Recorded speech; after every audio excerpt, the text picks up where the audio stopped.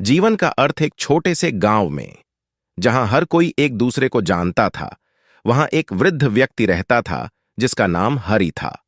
हरि अपने जीवन के अंतिम पड़ाव पर था और उसने अपने जीवन में बहुत कुछ देखा और सीखा था।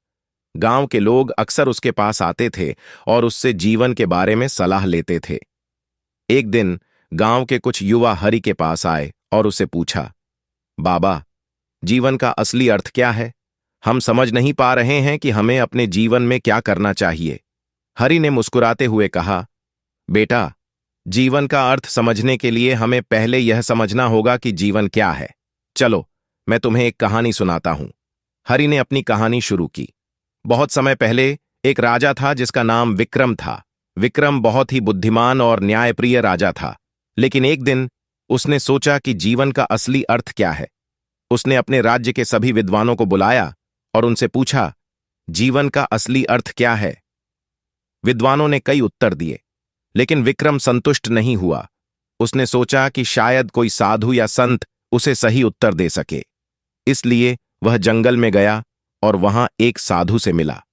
साधु ने विक्रम को देखा और मुस्कुराते हुए कहा, राजा, जीवन का अर्थ समझने के लिए तुम्हें पहले अपने भीतर झांकना होगा। विक्रम ने साधु से पूछा, महाराज, मैं अपने भीतर कैसे झांक सकता हूं?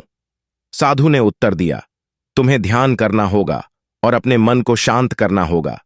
जब तुम्हारा मन शांत होगा, तब तुम्हें जीवन का असली अर्थ समझ में आएगा। विक्रम ने साधु की बात मानी और ध्यान करना शुरू किया। धीरे धीरे उसने अपने मन को शांत किया और उसे जीवन का असली अर्थ समझ में आने लगा। उसने देखा कि जीवन एक यात्रा है जिसमें हमें अपने भीतर की शांति और संतोष को खोजना होता है। जीवन का असली अर्थ यह है कि हम अपने भीतर की अच्छाई और प्रेम को पहचानें और उसे दूसरों के साथ साझा करें। हरि ने अपनी कहानी समाप्त की और युवाओं से कहा, बेटा, जीवन का असली अर्थ यह है कि हम अपने भीतर की शांति और संतोष को खोजें और उसे दूसरों के साथ साझा करें। हमें अपने जीवन में प्रेम, करुणा और दया को अपनाना चाहिए और दूसरों की मदद करनी चाहिए। यही जीवन का असली अर्थ है। युवाओं ने हरि की बातों को ध्यान से सुना और समझा कि जीवन का असली अर्थ क्या है। उन्होंने हरि का धन्यवाद किया और अपने जीवन में उसकी सलाह को अपनाने का संकल्प लिया। इस कहानी से हमें यह सीख मिलती है कि जीवन का असली अर्थ हमारे भीतर की शांति और संतोष को खोजना है। हमें अपने जीवन में प्रेम, करुणा और दया को अपनाना चाहिए और दूसरों की मदद करनी चाहिए। यही जीवन